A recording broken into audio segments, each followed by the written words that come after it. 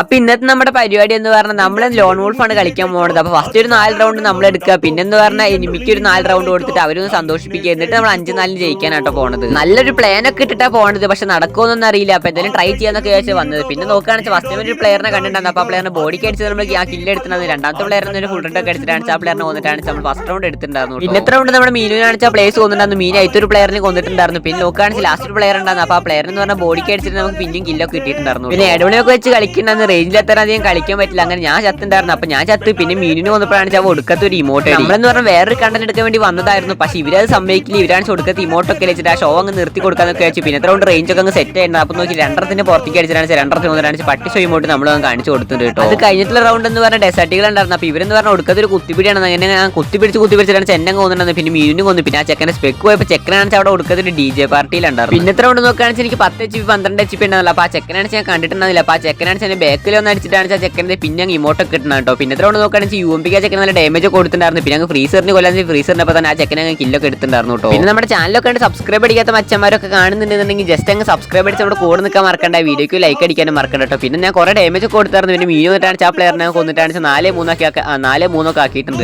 Last അവർ round എടുത്തായിരുന്നു. പിന്നെ 4-4 ഇപ്പൊ കളി പോയി അടിക്കണമെന്ന് വെച്ചാൽ നമ്മൾ പിന്നെ ഡബിൾ സ്നേപ്പർ ഒക്കെ അങ്ങ് എടുത്തിട്ടുണ്ട്. പിന്നെ ഒന്നും നോക്കിയില്ല, ഫസ്റ്റ് ഇമോട്ട് അടിച്ച പ്ലെയറിനെ ഫസ്റ്റ് നോക്കിയാൽ കൊന്നിട്ടുണ്ടായിരുന്നു. പിന്നെ മറ്റവനാണ് ചേച്ചി ബാക്കിലുണ്ടായിരുന്നു. അപ്പോൾ ബാക്കിലോട്ട് അടിക്കാൻ നിന്നായിരുന്നു. അപ്പോൾ ഫസ്റ്റ് ഒരു ഷോട്ട് കൊടുത്ത് പിന്നെ ഓപ്പണിംഗ് പിന്നെ ഷോട്ട് കൊടുത്താണ് കളിയൊക്കെ അങ്ങ് പോയി അടിച്ചിട്ടുണ്ട്.